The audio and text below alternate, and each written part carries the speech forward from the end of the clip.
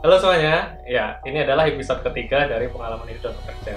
Kali ini Rahman sedang ngobrol-ngobrol juga dengan teman Rahman, udah seperti saudara sendiri. Ini tinggal di Australia udah cukup lama ya. Nanti bagi teman-teman mungkin sharing kali ini yang obrolan saya dengan narasumber kali ini bisa jadi manfaat, bisa jadi tambahan informasi untuk teman-teman semua. Halo Bima, Halo, apa kabar Bim? baik-baik. Apa kabar? Baik, di Australia gimana kondisi sekarang? Lumayan dingin. Udah aman kah? Lumayan Oh, dingin. suhunya dingin ya. Iya, lumayan dingin. Tapi kalau untuk COVID kita udah buka total sih sekarang. Cuman border Nggak aja ada untuk penambahan. orang-orang yang mau masuk nggak boleh. Kalau penambahan ini udah nggak ada ya kasusnya. Penambahan kasus nggak ada kalau di wilayahku nggak ada. Tapi kayaknya di Victoria lagi ada tambah 200 kasus tuh. Waduh, ya semoga cepat kelar lah di berbagai negara. Ya. Oke, mungkin teman-teman di rumah belum kenal nih sama Bima. Mungkin Bima bisa kenalan sedikit tentang Ya. background Bima. Ya, nama aku Bima. Aku udah sekitar 9 tahun di Australia. Aku kerja di sini juga dan aku juga lagi kuliah jadi double. Kuliah di jurusan apa, Bim? Hospitality Management Kalau pekerjaannya ini di bidang apa? di chef, memasak.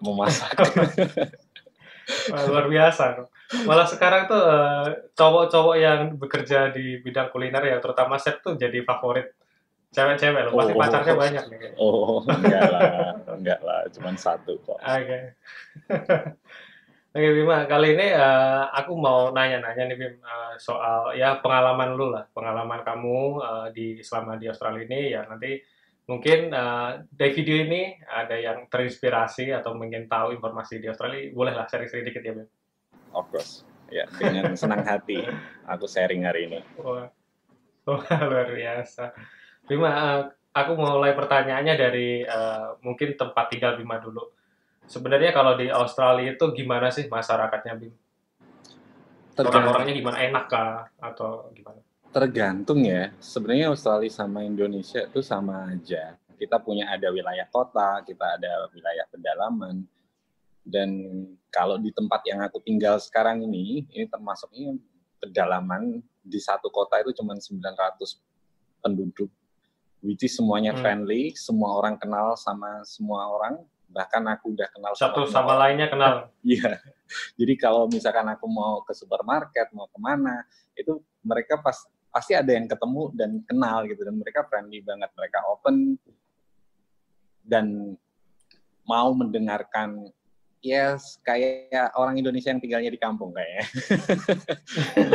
Tapi waktu dulu pernah sempet tinggal di kota, di Perth-nya, itu nggak ada sapa-sapaan hey atau apa. Udah semuanya diem, udah.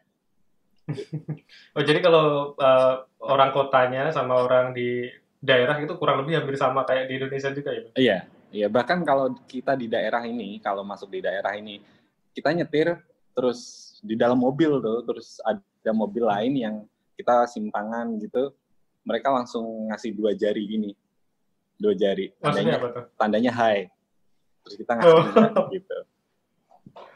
Oke. Wilayahnya apa, Bim? Daerah mana? Namanya aku tinggal di Corrigin, sekitar 240 kilo dari Perth. Oke. Terus kamu selama 9 tahun, 9 tahun ya di sana ya? Yeah. Dari 2011. Itu gimana rasanya tinggal di sana? Nyaman kah? Enjoy kah? Nyaman. Lebih suka di sini sih. Tapi kangen Indonesia nggak? Kangen dong, kangen. Tanah lahir beta itu nggak boleh dilupakan. Ya. Oke, Bim. Sekarang kalau selama 9 tahun di sana, lu tinggal di mana saat ini? Apakah punya rumah sendiri kah? Atau bisa dibilang mungkin di Indonesia istilahnya kos gitu kah? Atau gimana tinggal lu di sana? Kalau aku pribadi dapat mes. Jadi tinggal di rumah gitu, tapi dari mes. Tapi pribadi sih mesnya. Nggak tinggal sama orang lain. Gitu. Nggak nyampur sama karyawan lain. Oh, itu mes dari tempat bekerja kamu berarti? Iya. Oh, oke. Dan di pekerjaan juga mengizinkan bekerja sambil sekolah kah gitu? Ya, mereka fleksibel, dan kalau pekerjaan di sini tuh tergantung ya, kalau misalkan kamu casual workers gitu kan, bukan uh, on salary atau permanen. Nah, ketika kamu casual, itu bahkan kamu bisa menentukan jammu sendiri. Kapan kamu bisa kerja dan kapan kamu enggak. Kamu minta libur hari apa, terserah. Gitu. Karena kamu masih casual, dan mereka gaji kamu per jam. Terus Bima sendiri gimana bagi waktunya antara sekolah sama bekerjanya? Crowded. Crowded. Sekolah sih Crowded. kuliah sih tetap kuliah, cuman nggak ada waktu lagi untuk ngerjain tugas, jadi crowded.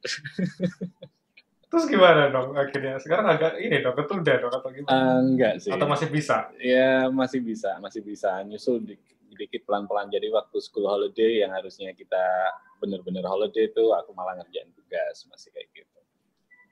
Dan kebetulan kan sekarang lagi COVID, kita nggak bisa kemana-mana juga. Jadi terus pas hari ini tuh pas school holiday untuk 3 minggu ke depan. Jadi ya ngerjain tugas pas libur. Artinya Bima di sana untuk membagi pekerjaan dan sekolah itu sebenarnya juga bukan hal yang bisa dilakukan gitu ya, walaupun memang butuh effort lebih ya.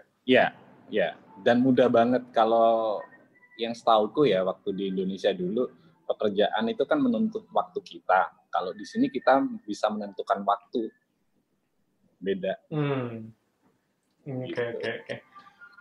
Nah, Bima sendiri boleh cerita nggak gimana sih cerita awalnya dulu kok akhirnya kok bisa sekolah di sana, bisa bekerja juga di sana sampai sekarang ini tuh gimana ceritanya? Oh, berkali-kali aku datang ke Australia itu dengan holiday visa, which is yang artinya lu nggak boleh kerja. Dan ini script ya aslinya. Nah, terus nyoba di visa lain untuk ngajuin permanen dengan dependent visa dan gagal waktu itu. Terus akhirnya aku ngajuin tuh buat kuliah, karena pas temennya nyokap tuh dia ada yang kuliah di sini untuk bisa tinggal di sini dan kerja di sini. Terus aku nanya agennya, kebetulan agennya Indonesia juga, dan itu mudah banget, ternyata cuma tes bahasa Inggris dan kita ngasih tahu akun bank kita bahwa kita cukup untuk tinggal dan sekolah di Australia, dan finally aku keterima. Easy. Jadi jadi singkatnya seperti itu ya, kurang lebih dulu awal mulanya bisa masuk ke sini, artinya memang pertama ya melihat syarat-syaratnya yang seperti bahasa, seperti jumlah tabungan juga ya untuk di awal ya. Bahasa tuh fatal di sini, karena untuk kuliah kadang atau untuk holiday kita tes bahasa itu dikit banget, tapi pas nanti setelah selesai kuliah itu kita tes bahasa lagi untuk ngajuin permanen residen. Jadi saat ini Bima udah permanen atau gimana? Aku masih belum permanen. Tapi ada rencana? Ada rencana. Nggak pingin pulang. Jadi nggak ketemu lagi dong kalau nggak pulang? Maksudnya pulang oke lah untuk visit, but nggak untuk stay atau tinggal di Indonesia. Iya, ya oke lah ya, itu pilihan ya. Semoga apapun nanti pilihan Bima makin sukses lah, makin happy di sana. Amin. Oke Bim, sekarang kalau misalkan biaya hidup di Australia sendiri itu seberapa mahal sih? Kata orang kan mahal kan hidup di sana. Menurut Bima seberapa mahal sebenarnya di sana? Mahal atau enggak itu kan sebenarnya relatif. Tapi yang jelas itu ada beberapa hal yang terbalik kalau kita bicara masalah harga dari Indonesia dibanding Australia. Contoh, misalnya kalau kita makan makanan yang daging-daging, harga daging di Indonesia dan harga daging di Australia itu lebih murah harga daging di Australia. Misal kita mau ke supermarket, kita beli T-bone steak 400 gram ya kan, hampir setengah kilo T-bone steak, itu cuman 70 ribuan rupiah. Nah, kalau Sedangkan di Indonesia jauh lebih mahal ya, jauh lebih mahal, apalagi kamu kalau daging-daging itu. nyari T-bone steak mungkin 400 gram ke restoran berapa tuh? Buset, Hmm. kan gitu. Nah, kalau harga-harga yang lain kayak misalkan beras dan sebagainya, of course Indonesia lebih murah. Dan harga elektronik nih, terutama harga Hmm. elektronik, harga mobil segala macam Australia itu murah. Jadi untuk kebutuhan sehari-hari, aku rasa sih tergantung. Dan kamu nanya cost-nya berapa gitu kira-kira? Ya, misalkan untuk sekali makan deh berapa yang harus dikeluarin?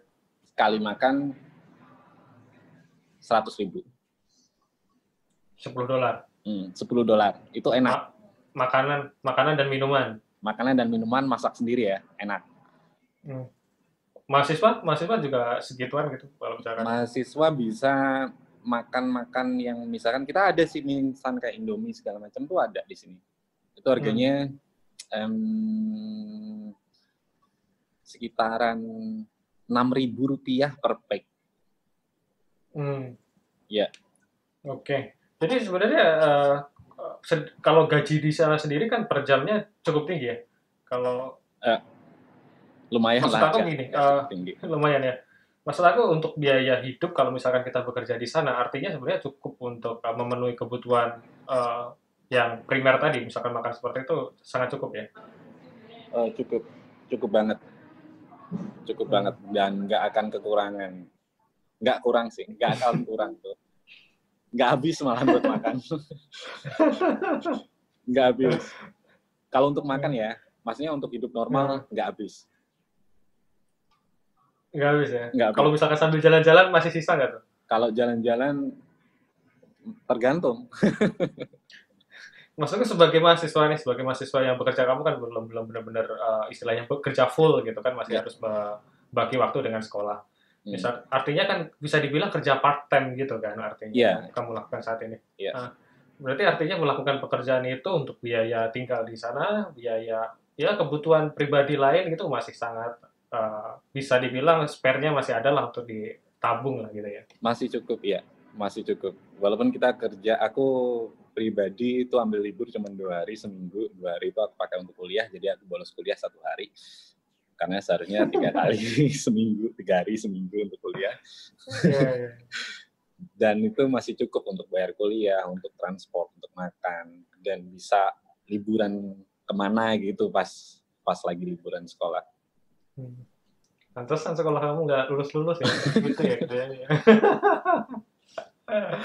Ya teman-teman jangan ditiru ya yang seperti ini, yang itu harusnya dilulusin dulu ya. Oke Bima, oke. Misalkan ada penonton dari video ini nih, ternyata mereka berminat nih mau ke Australia gitu, entah tujuannya untuk sekolah ataupun untuk bekerja di sana. Bima bisa sharing nggak pengalaman Bima, apa sih persiapan yang harus dilakukan teman-teman itu sebelum berangkat ke Australia? Misalkan untuk yang sekolah dulu deh. Gitu. Kita bagi 2 ya, untuk sekolah ya. Untuk sekolah, yang pertama bahasa Inggris.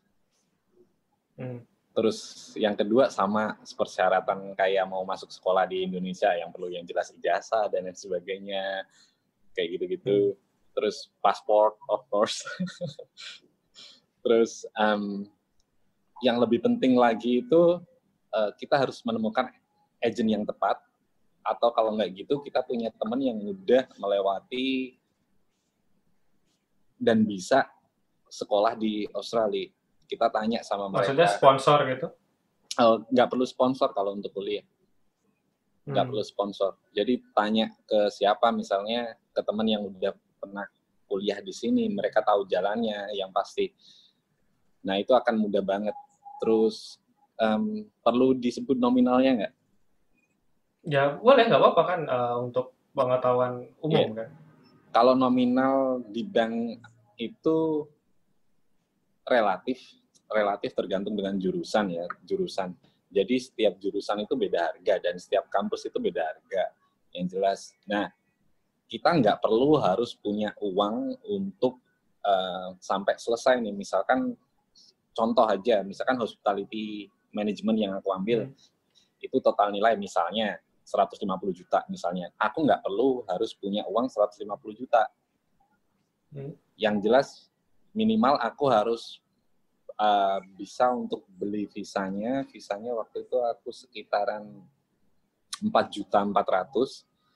Terus berapa jangka waktu kuliah yang akan kita tempuh, itu kita harus punya asuransi, karena kita bukan penduduk asli sini, jadi kalau sakit dan sebagainya kita harus punya asuransi, dan itu wajib dari government. Itu untuk 2 tahun sekitaran 10 juta, dan biaya kuliah per 3 bulan pertama. Jadi waktu itu aku sekitaran spending 44 lah. Jadi punya 50 itu bisa berangkat. Oke. Itu kalau untuk yang sekolah. Kalau yang misalkan untuk bekerja gimana, Bim? Untuk yang bekerja, nah kebetulan mungkin ada beberapa temen yang nggak tahu, tapi ada juga pasti yang tahu. Karena kemarin aku kebetulan dapat kitchen hand dari Indonesia, dari Jakarta dia. Nah, itu dia dengan working holiday visa. Visanya berlaku 1 tahun, dan di situ tuh nggak perlu pulang pergi kayak holiday visa yang lain yang 3 bulan sekali pulang. Itu kita ada syaratnya, tapi minimal D3 kalau nggak salah ya. Terus umur 18-30 tahun, lolos tes dan lain sebagainya, biaya visa 1.800.000, punya uang 50 juta di bank, berangkat. Udah bisa? Waduh, ini luar biasa nih sharingnya. Itu kalau yang untuk sebenarnya artinya sebenarnya tidak terlalu luar biasa banget ya persyaratan yang diminta dari government dari Australia. Enggak. Tapi ya memang enggak banyak. Tapi kayaknya kalau working holiday visa itu ada kuotanya, yang aku nggak tahu, yang aku belum pernah nggak tahu dengan imigrasi Indonesia ya. Tapi kayaknya imigrasi Indonesia ngasih kuota, jadi mereka nggak sembarangan ngirim banyak-banyak gitu, nggak. Mereka dites dulu kayaknya.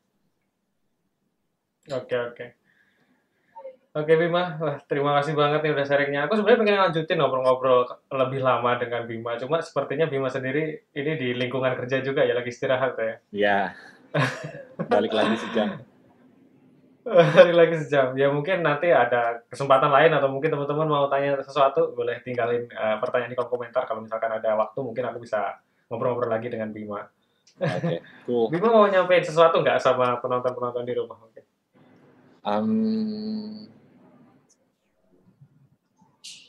Enggak deh, kayaknya. Enggak deh, aku dengar Indonesia lagi full dengan kasus COVID dan sebagainya. Ya, aku harap semuanya bisa sabar. Kalau bisa nurut sama pemerintah tuh, kalau dibilang stay home ya stay home. Jangan guyuran kemana-mana, biar cepat selesai dan balik normal, dan semuanya beraktivitas normal lagi. Amin, ya itu dengerin ya teman-teman ya. Kalau memang, ya semua negara mengalami masalah yang sama ya. Ya semoga nanti cepat selesai, kita bisa segera normal. Walaupun sekarang sebenarnya udah mulai dibuka sih Bim, kalau di Indonesia. Cuma ya memang masih ada pembatasan begitu. Oke. Bima, terima kasih banyak banget ya waktunya nih, sharing-sharingnya ya. Oke, thank you. Waktu. Oke teman-teman, terima kasih juga udah nonton video ini. Ya semoga teman-teman bisa mengambil manfaat dari video obrolan saya sama Bima kali ini. Ya, kalau misalkan ada kritik atau saran boleh tinggalin komentar di bawah. Jangan lupa di like, di komen, di subscribe juga. Bye-bye.